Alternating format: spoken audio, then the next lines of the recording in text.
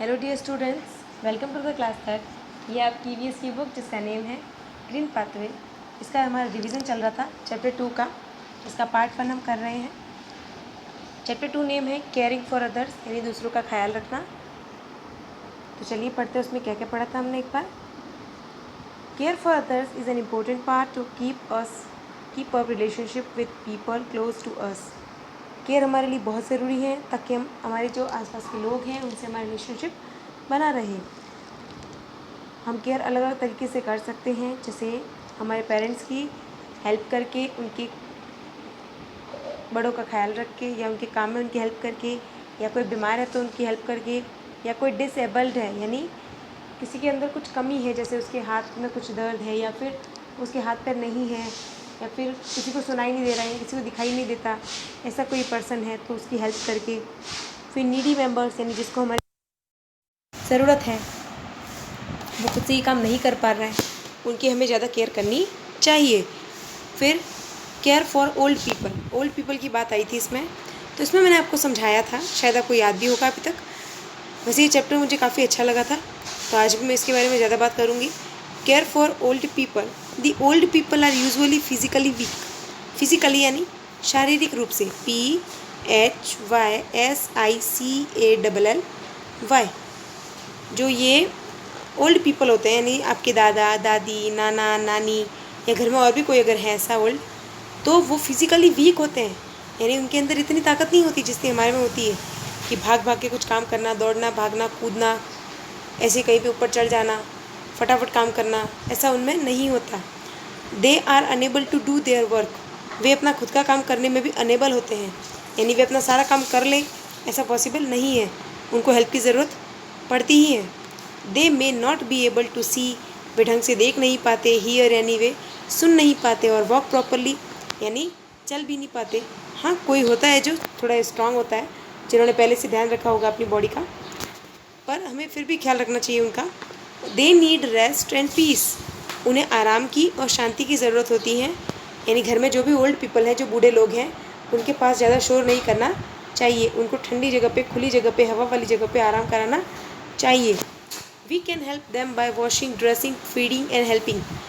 हम उनकी बहुत अलग अलग तरीके से हेल्प कर सकते हैं, जैसे वॉशिंग, उनकी कोई चीज़ें धो सकते हैं हम, या फिर उनके कपड़े धो सकते हैं। ड्रेसिंग, उनके कपड़े ठीक करके दे सकते हैं, उनको पहना भी सकते हैं, इसमें क्या हुआ। फीडिंग यानी उनको खिला के, एंड हेल्पिंग यानी उनके किसी भी काम में हेल्प करके। पर ध्यान रखिएगा, ये काम आपको दिल से करना है, ऐसे नहीं कि जाके सामने रख दिया और उठ के आ गए, लो दादी ये खा लेना, लो दादाजी ये खा लेना, ये दवाई आपके लिए, लो ले लेना। उनके सामने जाके रख दी, गिलास भर के जाके रख दिया। ऐसा करोगे तो वो पूरी जो उनकी केयर है वो नहीं हो पाएगी, क्योंकि वो केयर नहीं है, वो तो आपने सिर्फ एक फॉर्मेलिटी कर दी। आपको जाके उनके पास बैठ के प्यार से बोलना है, लो दादी जी प्लीज़ ले लो, आपको दवाई की ज़रूरत है, अगर आप खाना नहीं खाओगे तो ये होगा। ऐसे करके उनसे प्यार से बात करके दिल से उनकी आपको केयर करनी है। We can go on walk with them and give medicine.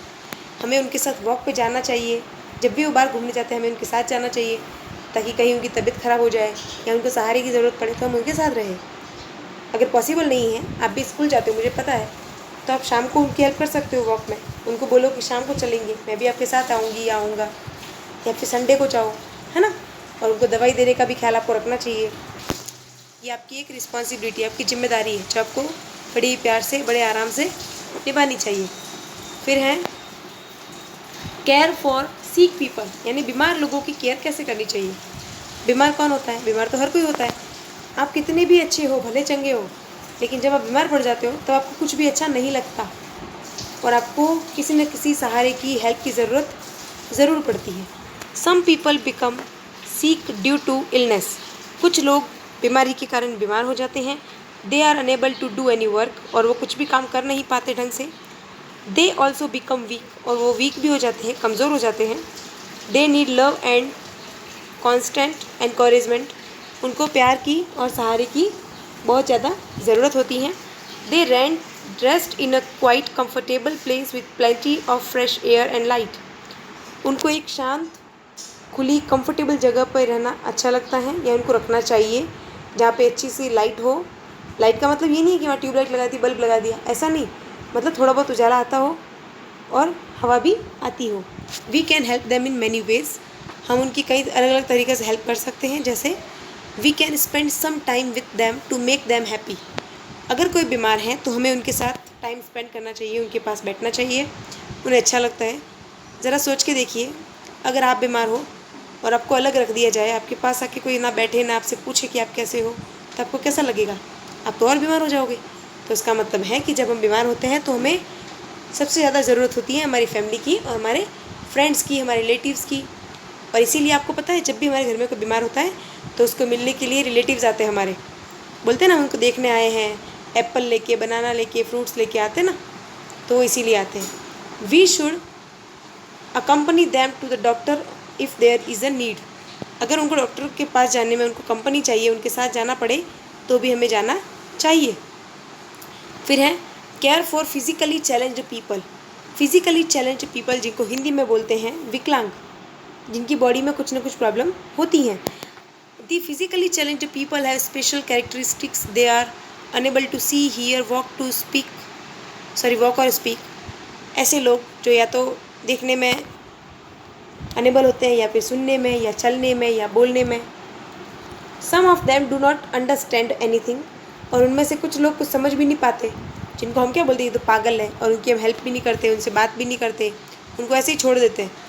They also leave and do the things that we do but in a different manner, फिर भी वो हमारे साथ रहते हैं, अलग अलग काम भी करते हैं, लेकिन अलग तरीके से, उनका अलग तरीका होता है अपना काम करने का। Such as blind people cannot see, जैसे ब्लाइंड पीपल, अंधे लोग देख नहीं सकते। They understand what the other person is saying by their sound, और देख तो नहीं सकते लेकिन उनके साउंड से, उनकी आवाज़ से सुनते हैं कि अगला वाला जो भी इंसान है वो उनसे क्या बोलना चाहता है। They can read using a special writing with raised dots, और वो एक रेज्ड डॉट्स यानी उभरे हुए डॉट से, उनका एक सिस्टम होता है रीडिंग का, उससे ही वो रीड करते हैं, होती है उनकी special writing. It is called Braille, BRAILLE, Braille. ये एक स्क्रिप्ट है जिसके सहारे, जिसकी हेल्प से ब्लाइंड यानी अंधे लोगों को रीडिंग कराई जाती है, राइटिंग भी कराई जाती है। They feel the raised letters with the help of their fingers on the paper and read, we should always be helpful towards them. वे उस रेज्ड डॉट्स, जो भी उभरे हुए डॉट्स होते हैं, उनको छू के पता लगाते हैं कि वहाँ पे क्या लिखा हुआ है, ओके, क्योंकि वो देख तो नहीं पाते। अब देखिए नो मोर में क्या लिखा हुआ है। Braille is a writing system which enable blind and partially sighted people to read and write through touch. It was invented by Louis Braille 1809-1852। यानी ब्रेल एक राइटिंग सिस्टम है जो ब्लाइंड पीपल के लिए बनाया गया है, जो उनकी छू कर वो पढ़ सके और पता लगा सके कि क्या लिखा हुआ है। और इसकी खोज किसने की थी? लुइस ब्रेल ने, और इसीलिए इसका नाम है ब्रेल स्क्रिप्ट। ओके, तो इस चैप्टर में हमने सीखा कि चाहे कोई ओल्ड पीपल हो यानी बूढ़ा हो, या फिर कोई बीमार हो, या फिर कोई विकलांग हो, हमें उनकी हमेशा हेल्प करनी चाहिए। और स्पेशल पॉइंट, आपको कभी किसी का मजाक नहीं उड़ाना चाहिए, चाहे कोई बीमार हो, चाहे कोई ज़्यादा पतला हो, चाहे कोई ज़्यादा वीक हो, वो कैसा भी दिखता हो, वो है तो इंसान ना, उसको भी हर्ट होता है। अगर आप कुछ उल्टा सीधा बोलते हो या कुछ कहते हो तो उनको बुरा लगता है ना, तो आप किसी के सामने पागल है, ये तो ऐसा है, ये तो सुनता भी नहीं है, ये तो बहरा है, ऐसा किसी को नहीं बोलना चाहिए। फिर देखिए life skills, we should always respect and give a helping hands towards old, sick and physically challenged people. हमें हमेशा बूढ़े लोगों की, बीमार लोगों की और विकलांग लोगों की हेल्प करनी चाहिए, और हमेशा उनको रेस्पेक्ट देनी चाहिए, उनको ऐसे नफ़रत से नहीं देखना चाहिए, उनको रेस्पेक्ट देनी चाहिए, उनको सम्मान देना चाहिए। We should talk politely to them, हमें उनसे प्यार से बात करनी चाहिए। We should always be loving and affectionate towards old and weak people. Okay, तो ये आपके चैप्टर की एक्सप्लेनिंग जो एक बार फिर से हुई आज रिवीजन में कंप्लीट हो गई। नेक्स्ट वीडियो में आपको कराऊंगी एक्सरसाइज एंड क्वेश्चन आंसर्स। तब तक के लिए बाय एंड थैंक यू।